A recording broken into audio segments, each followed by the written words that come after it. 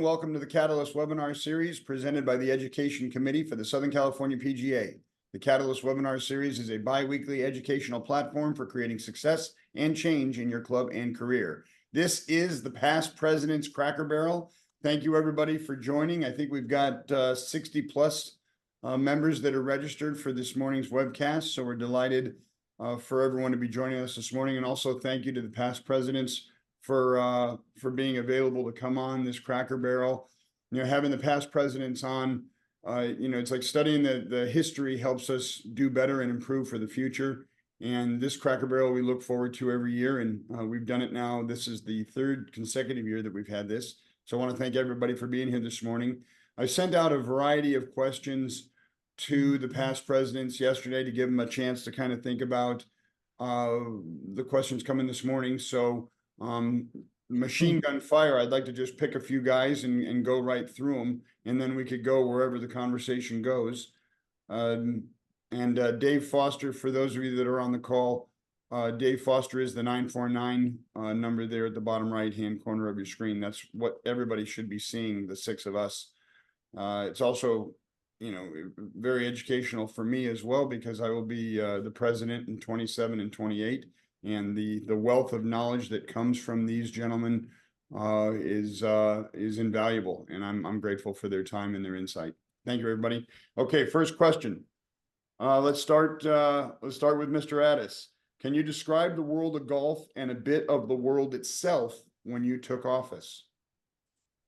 Well, thanks, John, and it's really good to see everybody, and welcome to those of you who are watching and listening in. One thing I'd like to say, this, as you all know, probably this is our centennial year, our 100th anniversary of the section, and that's another really nice thing about getting this group together to have this little Cracker Barrel and discuss a little bit of the history and what's gone on in the Southern California PGA. So I don't know. You go back 44 years ago, I was president in 1980 through 1982. That's a long time ago. And a lot of things in the world, I really don't recall exactly what was going on in the world. There was some strife in the Middle East, of course, and golf wasn't bad. The tour was fairly popular. The PGA Tour was still arguing over who should run the tour at that time. You might recall the split in 1968, where the PGA Tour players and the PGA of America split into two tours, and they came back together. And then again in 1986, John, there was a restructuring of the agreement where the tour pretty much govern themselves from then on. So that was probably one of the biggest things in golf that occurred. Our section was very strong. That was the advent of the West Coast Merchandise Show in 1980. Had a long run and successful run, and was the basis for a lot of the programs we were able to do in the future. So Tom Sargent was very involved in the sale of the PGA show, but that was prior or post your presidency? That was well post. That was in the late 90s. Well, early to late 90s, where that took place. So I'd been out of office since 1982. I think of this call, not to lead it anywhere, but Jeff was much more involved in that aspect of it, if I recall, than I actually was. I was an officer of the PGA during the first discussions. So that's the history part there. That's a good segue over to Mr. Johnson. Mr. Johnson, you want to talk a little bit about the nature of what was going on in Southern California golf and the world, and particularly the sale of the show? I think we'd like to learn about that. Yeah, and again, thank you for the opportunity to bring us together and to have the chat. I remember 2012 when I came into office as being a pretty grand year for professional golf. Tiger and Rory were #1 in the world. Everything seemed to be moving along nicely without a lot of controversy. The world itself, I do remember Hurricane Sandy affecting New York, and a lot of our brothers and sisters just decimating an entire state. And there was North Korea at the time that was ramping up its missile process and just causing nothing but grief and acrimony around the world. But then we settled back into golf itself, and everything seemed to be calm. To Tom's point, we were the beneficiaries of the merchandise show, as we called it, begun in 1979, and we were able to sell that show many years later, actually sold it twice. And it was a great windfall for us that gave us a great deal of resources and opportunities financially to do wonderful programming and frankly, to do wonderful things for all of our members. It allowed us to build our home site, which of course did not turn out as we'd hoped it would. But yet here we are with an office building paid for in cash and great resources that allow us to, again, continue programming and doing wonderful things for our members and associates that heretofore we probably couldn't have done. So Jeff, when did we buy the building in Ontario? In 2012, Tom, is that right? Yeah, 2012. It was my first year as president, and it was a very exciting time, to be sure. So we built the golf course in Beaumont, and then we were in modulars there, and that's where headquarters, Southern California headquarters were up until 2012, even though we sold the property in 2008, correct, or 9? Yeah, you're right. The modulars were the headquarters after we'd moved from Anaheim, and had lived there with the golf course for a number of years until we sold the golf course, and then we're able to move to Ontario. We sold the golf course and we closed on the golf course in December of 2007. And then that's when Mr. Lee acquired the golf course, had it for a couple years. And then Mr. Lee sold the golf course to Morongo. So it was, would you say that it was advantageous for us to have sold it in 2007 prior to what happened to the world in 2008, 2009 with the real estate crash? I'll start. Yeah. Sorry, No, Jay. no, Tom, you go. I think we'd all agree that your answer is going to be the answer. Well, I don't know about that, but I think it was extremely advantageous for a few reasons. We were short on cash. We were struggling at the time. We had the debt on the golf course, and we were able to, when we sold the golf course, we were able to take care of that debt. We sold the golf course for $16 million. Mr. Lee, when he acquired it, he acquired the land that went with it, and when he ended up selling the golf course, Mr. Lee lost an extreme amount of money. We were fortunate that we were able to pay off the debt and invest on behalf of our members the other $8 million into what is now this with Canterbury Consulting, the wonderful fund that we have in reserve. No, it's like John McNair always talks about. It's an endowment is what it is, and a lot of that is attributed to the good staunch business decisions that were made in the sale of the club. So over to Mr. Kiefer or Mr. Latendre, one of you guys can field this. What gave you the biggest sense of accomplishment during your presidency? Go ahead, big brother, and I'll follow up. There's a number of things. I think the sense of accomplishment, number one, is that hopefully we always did the best we could to elevate our fellow golf professionals. That was always the number one thing. I remember, both Jeff and Tom just talking about our purpose and what we were gathered to do. And I think having that is probably the greatest accomplishment. I think certainly being able to be a part of helping to kind of organize clubs for youth or the California Coaching and Teaching Summit and be there at the very genesis of those two programs continues to give me great sense of pride of what we did. But I think early on we learned from these guys. You can kind of see the banter back and forth, or what may kind of start as banter here pretty soon. But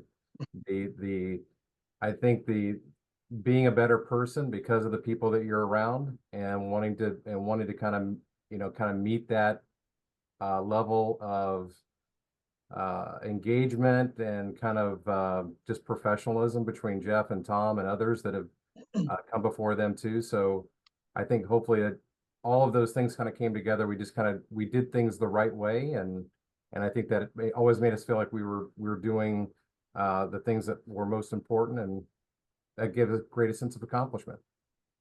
Speaking in terms of the California Teaching and Coaching Summit, it's a wonderful thing that this section puts together, and kudos to Jamie and Sean and Randy and the entire committee that puts that together. Just for the purpose, for the benefit of the attendees this morning, Todd, what was your tenure, and when did the CTCS actually start? Yeah, so I was president 2017 to 2018. I would call those times kind of the I didn't know how calm they were going to be. They were part of more normal times, I guess you'd say, in terms of things were busy. Golf courses weren't as successful, and so I think we had talked a lot about with Jamie and I had a solid friendship for a number of years, and I think a conversation kind of came up by saying, hey, how do we deliver for our members a world-class experience without having to go to Orlando every year for our members to have to travel? And so if our PGA members can stay here locally and get the same wonderful coaching and teaching experiences, why wouldn't we do that? And I think that's kind of how the whole thing got started. And again, we were well funded and had a number of resources that we could lean on. We had great partners who helped kind of get us launched and are still a part of it. And yeah, so it was an interesting time. It's kind of an idea that just kind of gained a lot of momentum pretty quickly, because we wanted to make sure that all of our Southern California PGA professionals had more access to some great education and really influence their livelihoods and also their members that they were teaching. So Tony, we all know what was going on in the world when you were in office. I mean, that was the pandemic. Can you talk? I mean, it was really deflating, I'm sure. But can you talk a little bit about what your presidency was like and how you rolled with the punches during that period? It was certainly an adventure. It's interesting you bring that up. I kind of joke with people that we talk about the past presidents, or PPs, in the section, and mine has dual meaning because it's past president or pandemic president, however you want to look at it. But I think Todd hit it on the head.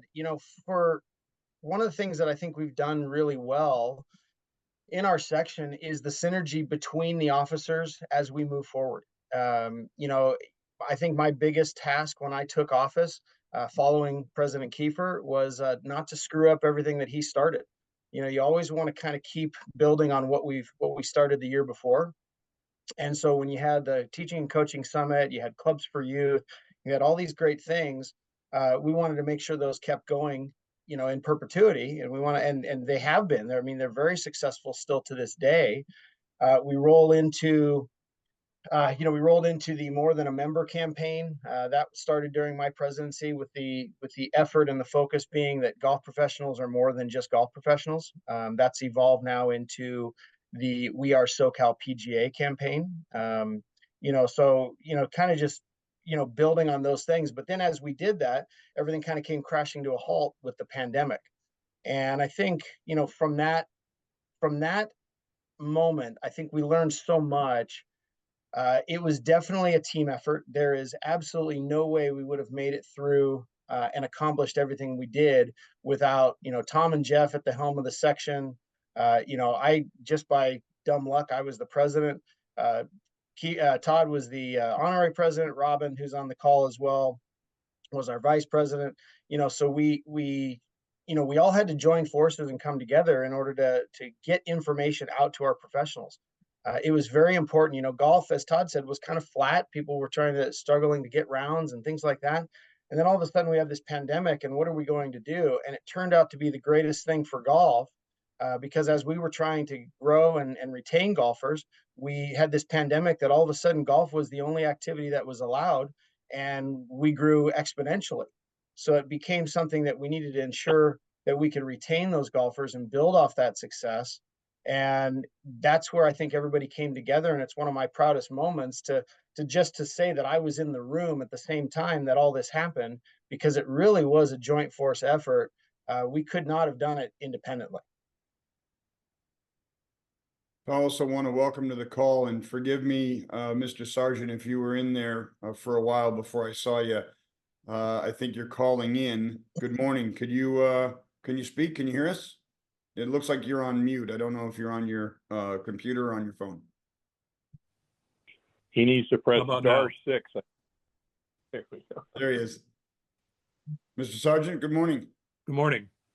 Thanks for Good to- joining us. Forgive me if you were waiting in there for a while until I just saw you come in right now. If we could get one more past president to come on, we could sing the theme of the Brady Bunch. We're almost there. Mr. Sargent, good morning. Thanks for joining us today. We're talking a little bit about what the SoCal section of the PGA was like during your presidency. I know that you were instrumental in the sale of the PGA show to National.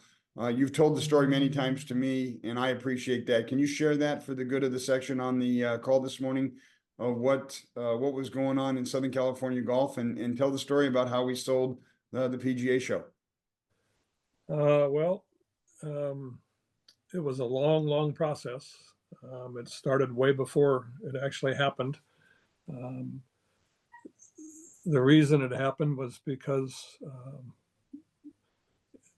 the National PGA had determined that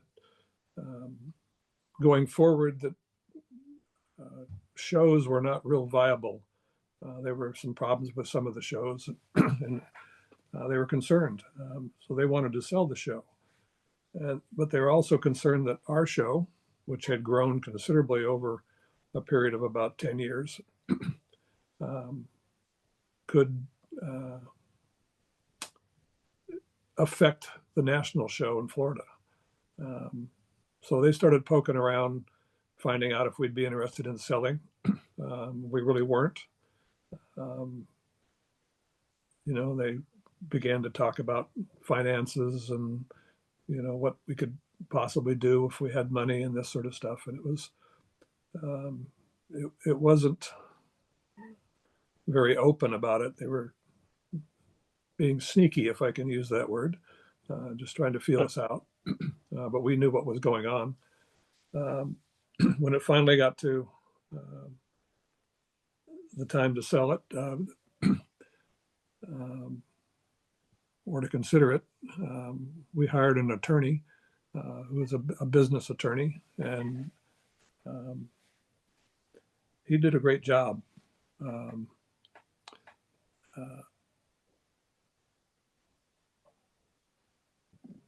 After a lot of back and forth, we settled on a number. And they came in quite low. And as I've told the story many times, and we sat down, the first time we sat down to be serious, Jim Autry, who at the time was the CEO of the PGA of America, after some chit chat to get the meeting started, he said, well, let's say I was to write you, we were to write you a check of $1.5 million.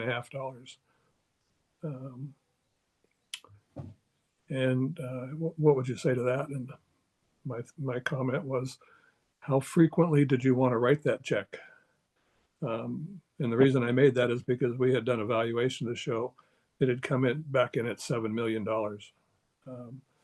So we had a little knowledge beyond what they knew. And that kind of stalled things for a while. And eventually it came out, and I believe what it ended up was the sale was, they gave us $1 million up front. Then they gave us $1.1 million for 3 years, 1.2 for 3 more, and 1.4 it added up to about $12 million. And we did the deal. So Tom, what were the 2 years that you were president? I was president from 93, 94, 95, 3 years. And that sale was actually done before then. But as soon as they had the show, they turned around and packaged it with the other show and sold it for, I believe, $122 million to Reed Expositions. And that was their whole purpose, was to get the two shows together. So they needed both shows, or Reed wasn't going to do the deal. So when we came into all that money, do you recall how much we had in the bank going into that? And what do you recall us doing with that money once we had it? Well, I can tell you some of the members wanted to play for it. And I remember having a discussion with it was one of the board members who was a pretty prominent player. And he wanted to immediately play in the section championship for $100,000 and keep doing that for a few years. And I remember telling him, I said, if it was my money, I might consider it. But the fact is, it's the money of all the members, and we have to guard it as such. And to have played for the money would have been a violation of the IRS rules of inurement. So we couldn't really do that as we can today. But there was pressure to spread it around a little bit. But we thought the best thing to do was to put it into some kind of investment fund that would generate revenue down the road. I think it's one of the most consequential things that this section has ever happened to it. And maybe the most consequential thing, because of what it's allowed us to do. It's the fact that our investment generates money that allows us to do far more than the dues we pay. So it's been. But not to bounce around, but we sold the golf course in 2007 for 16 million. I guess this is a question for everybody. How much did it cost us to build it in 2000 or 2001, 2002? Well, all told, when they sold the show, part of the deal was not only did we get the $12 million, but we also got 50% of the gross revenue from the show in perpetuity. So we had a piece of the show going down the road. So when the PGA sold the show to Reed Exhibitions, they had to buy us out of that show. So our total take, when it was all said and done, this went on after a few years after the original sale of the show. When we finally sold it, it was about 22 million. And if we spent 22 million building out that golf course and the clubhouse and all that sort of stuff. So it was really the golf course. And I don't think we sold it for 16 million. I think we sold it for quite a bit less. I think it was 8 or 9 million. So it was not it wasn't financial wizardry that we pulled off, but nonetheless, it was still consequential. A hot topic for sure. And Patrick Casey, who was not able to join us this morning, I think he was instrumental in that process as well. Got a question for Robin Shelton. He joined us late here.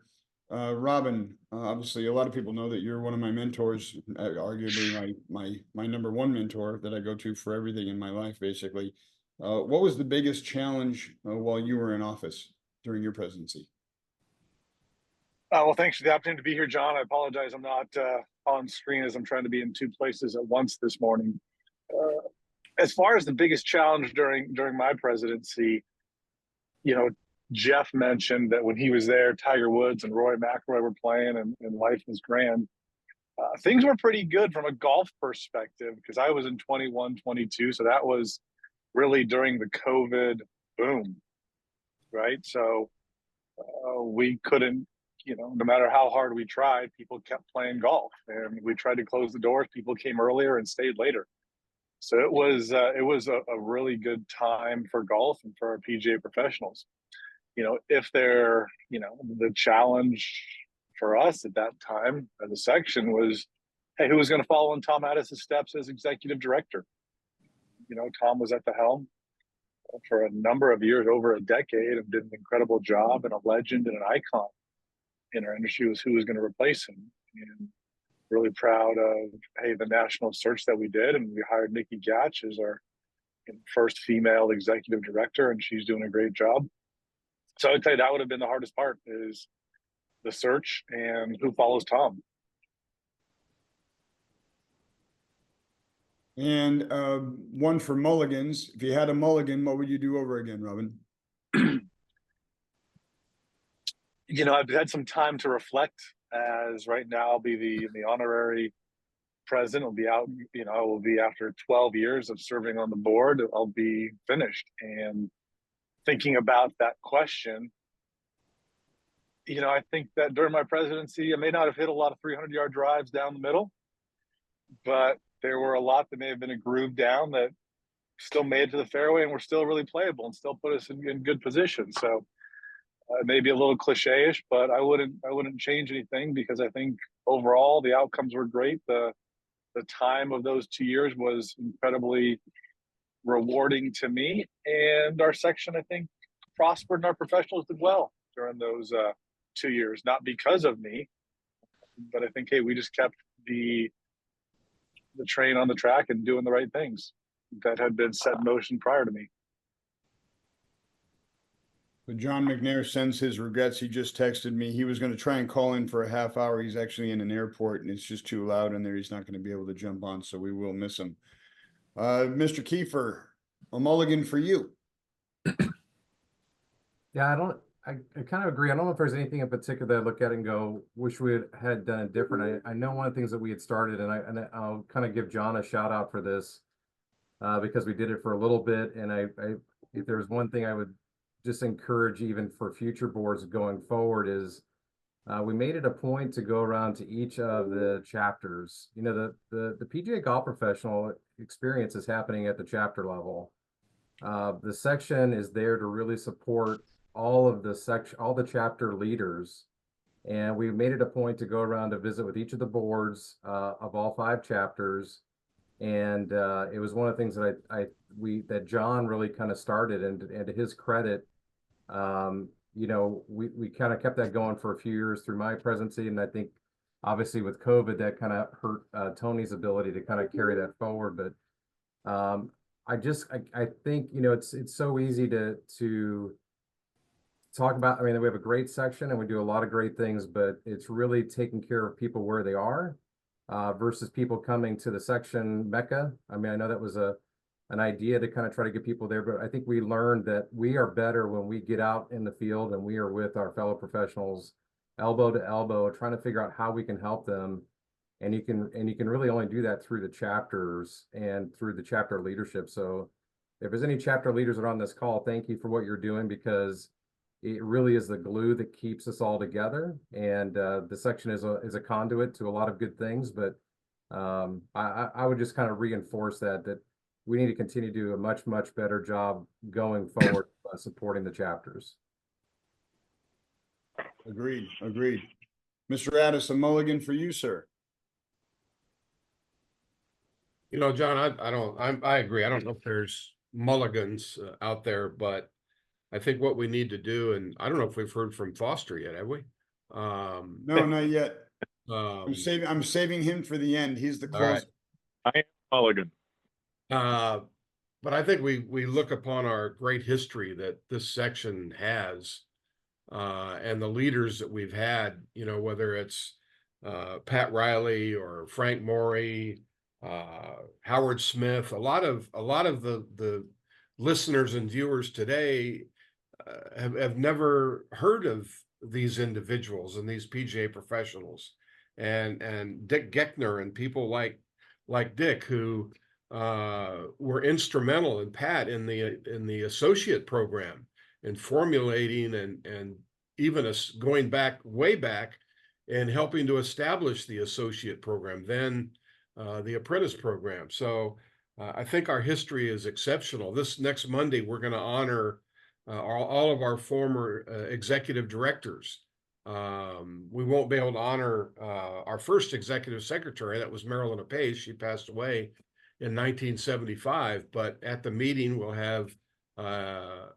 April Oweiler Brandis, who took over for Marilyn. And then, of course, Ron O'Connor, which a lot of people don't know. Ron O'Connor was our executive director for 8 or 9 years. And then George Thompson, Tom Gustafson, who was in the chair before me. They will all be there at the meeting on Monday. So that'd be kind of cool to visit with those individuals and honor those individuals. So no mulligans. It's just been great, and the opportunity to work with so many great people, especially those on this catalyst today. It's an honor. Thanks. Well, thanks, TA. And for you, Mr. Foster, can you talk a little bit about the world of Southern California golf when you were president? Yeah, it was a kind of a different time. The economy was actually rebounding. It was doing pretty strong after 9/11. I was in there in 05, and but the golf industry was hurting a little bit, and a lot of people thought we had too many golf courses. We probably did, but our golf course out in the Banning Beaumont area was significantly getting hit. Our rounds were not good enough to substantiate what we needed. The development of the properties around it for residential was starting much slower than we'd hoped. So we just didn't have the rounds, and it was a pretty big drain. It really pretty much drained all of the resources that our section had. We were out of money and having to borrow from National. But we were fortunate with people like, Tom and Pat Casey at the time, finding a buyer that really bailed us out. And here we are today, as strong as can be.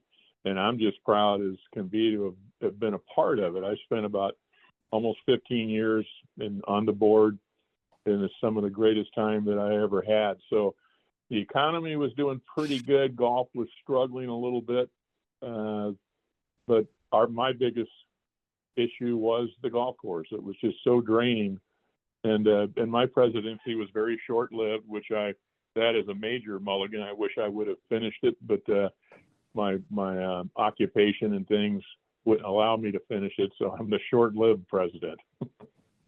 So I've heard pieces of that story from you actually at one of our meetings. Can you talk a little bit about your abbreviated presidency and what you would do differently?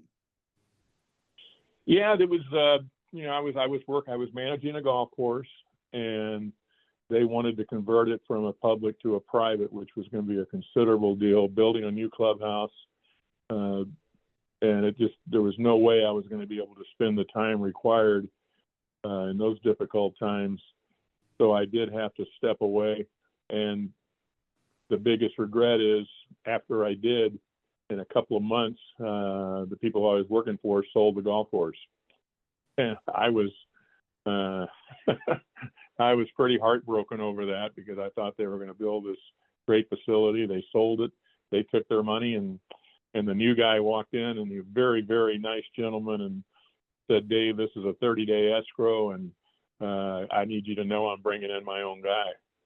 So not only did I not get to finish my presidency, I was out of a job. I was very fortunate that I found one very quickly, where I managed 3 golf courses at one time. And so God blessed me, and I was very, very fortunate. Okay, a couple of final questions here. Let's go Todd Kiefer. How did your presidency affect your career? That's a good question. I don't know. Well, first off, I would say that the relationships that you build when you volunteer and you serve the section or even the chapters at any level, I think always benefits you, because I think it broadens your scope. It helps you to be a little bit more grateful and appreciate all the things that are around you and all the people. There's so much talent within our section. It's just so impressive, and I think that's just kind of the encouragement that you kind of take from it, and that you want to strive to be a bit better. I think the influence is just trying to be a stronger professional, a stronger person, so that you can be an effective leader. And so I would say that it was a big boost because my ability to kind of meet a lot of people and learn just in it. It's an accelerated learning process with having our three different entities and the section staff and all of our partners that are in the industry and that kind of stuff, and our friends across our district and throughout. I mean, it's just it's been the gift of a lifetime, as Jeff Johnson would say. I think it really challenged us to grow, and I think we all on this call have kind of met that challenge. I think there's two ways to look at it, because certainly at the national level, and I've talked about this with Tony Letendre in the past, where employers, they could take pause in your service to the section because it takes time away from what they're paying you to do. And you certainly look at the national scene with President Lindert, and I've had this conversation with Paul Levy, where you're on the road 150 days out of the year that you're not at your property, and employers can certainly take pause in that. So I think there's another way to look at that. I mean, Tony, can you chime in a little bit on your experience with that? Yeah, I mean, it's definitely a factor, right? And you try to do your best to juggle. I think what it ends up being is a little bit of a trade-off. We stepped up. We were tapped on the shoulder at one point, just like we try to tap others on the shoulder to serve and lead our section going forward. There's a great sense of pride in everything that we've done, and like Todd said, it's great to be part of that circle and part of that group. Specifically to the leadership, you make a trade-off.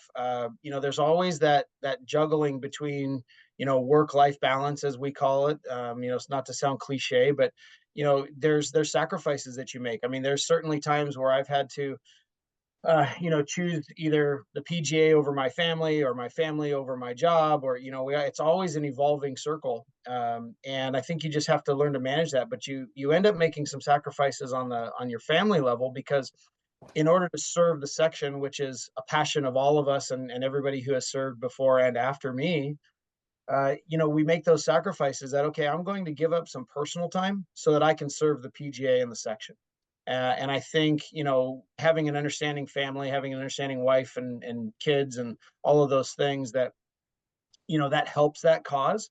But at the same time, it's difficult because, again, as busy as we are at the clubs and as busy, our day-to-day is, working 6-7 days a week, whatever it is, now all of a sudden your day off is doing something for the section. So it has to be a labor of love, but and a labor of passion.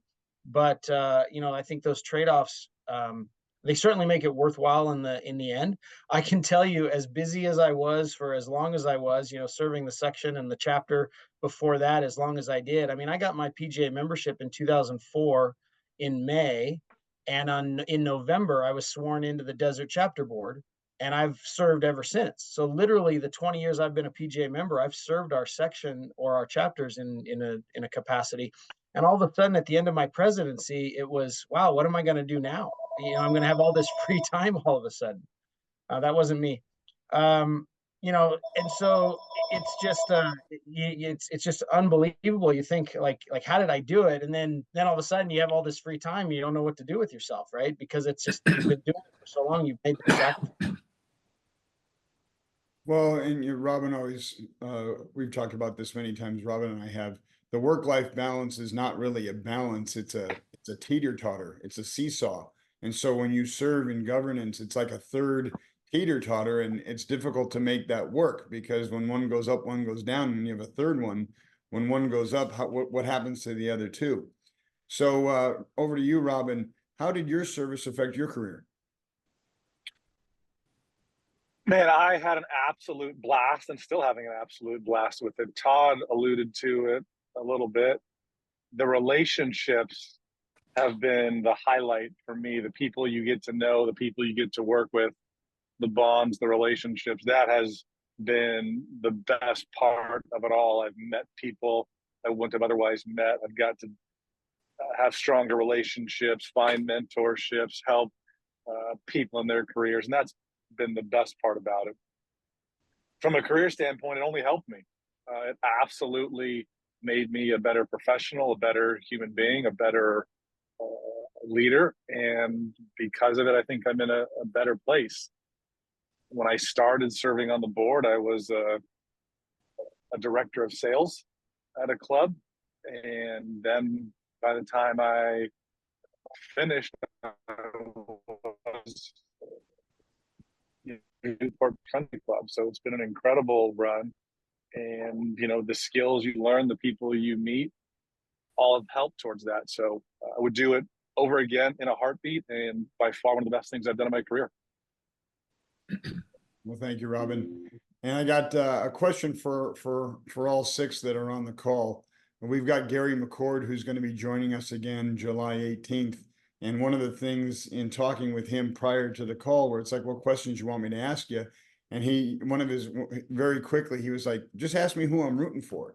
So at this point in the segment, I'd like to go through the line and ask each of you, who are you rooting for? Tom? Addis, TA? I'm assuming that could be anybody in the world. I suppose, but I would probably want to keep it golf centric. Who am I rooting for besides my wife, Susan? Yeah, Good answer.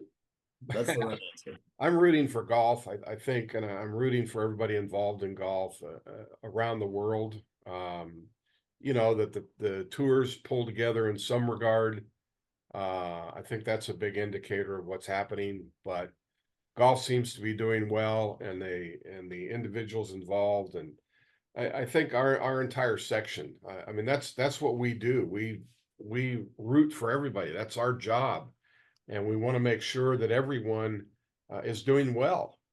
And part of that is rooting for everybody, whether it's seeing somebody's article in a magazine or whatever it might be, and encouraging those individuals to be better and to enjoy being a PGA professional, being a golf professional, being in the golf business. There's nothing like it.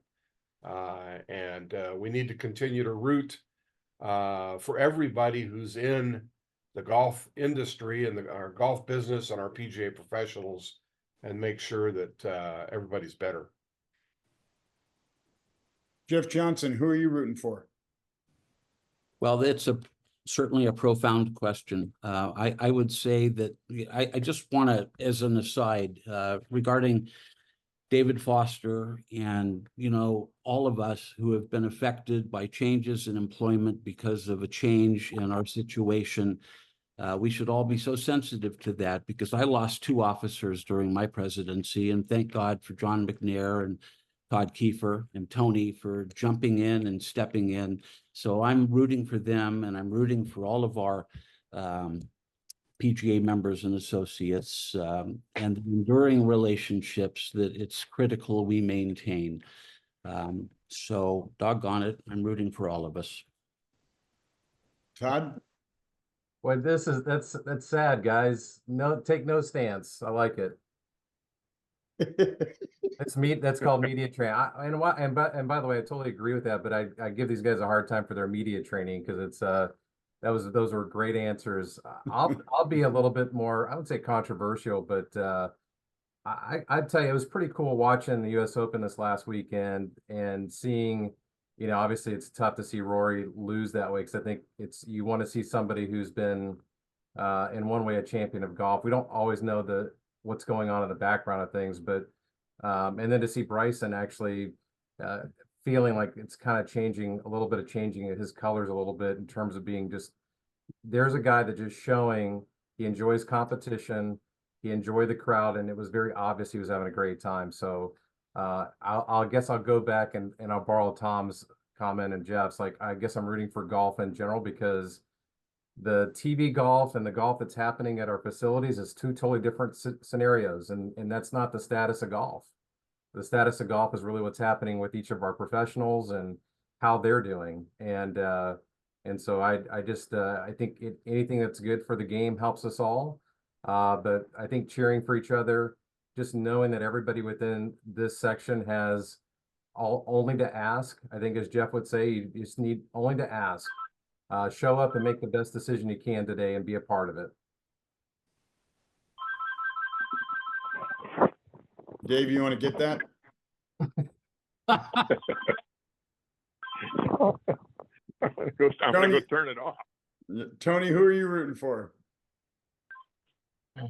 Well, I had a great answer, and then, you know, Todd called out Tom and Jeff for being, you know, media trained. So I'm not going to go with that answer anymore. I feel like I should be very controversial at this point.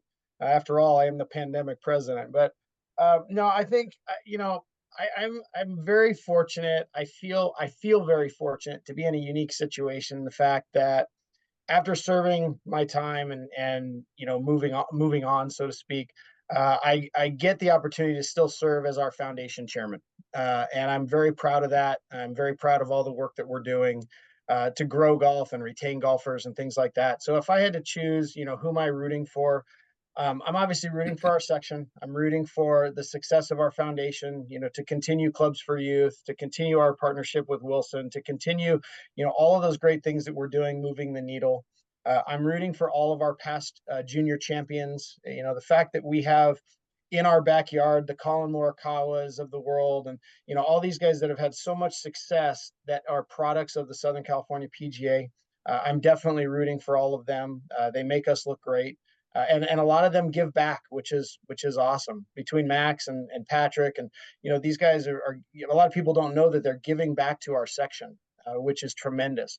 So you know, I'm rooting for us to continue to have great success there, and to be able to grow our programming even more, and in the end, the growth of golf. I mean, you know, I think my personal opinion. Here's the controversial part. My personal opinion is that we kind of missed the boat in the Tiger era. We did a good job with a golf boom, but we didn't do a great job with retaining golfers. Well, we have an opportunity with the pandemic. We had another golf boom.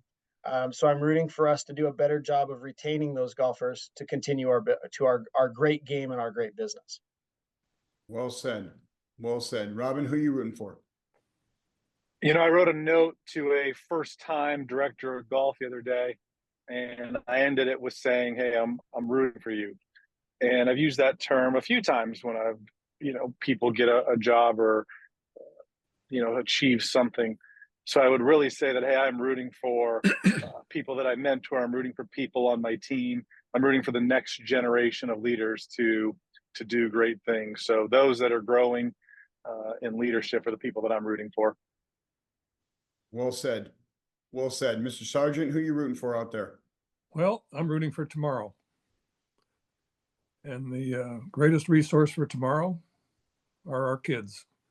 So when we looked at golf, you know, as Tony mentioned, we have a lot of people in golf that have been very successful growing up in our programs. I believe we've done a phenomenal job. Our junior golf directors, our tour, we have almost 4,000 kids. We've grown from 50 tournaments to 440. So we're helping grow the game. So I'm rooting for those guys. I love to see them do well. When one of our guys wins, we all win. So, or one of our gals, it's just very inspiring. So I want to see them all do well.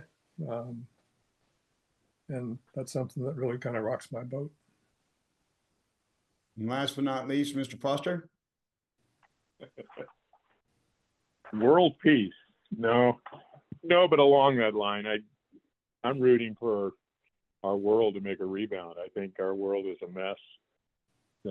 People are alienated, and I think it's getting worse every day, no matter what political stance you take. I don't think anybody's very happy with what's going on in our world, and I think unless a lot of that gets fixed, and it's going to take a lot of faith and prayers to get to that, and that's what I'm rooting for, is that our world gets it together. Indeed, indeed.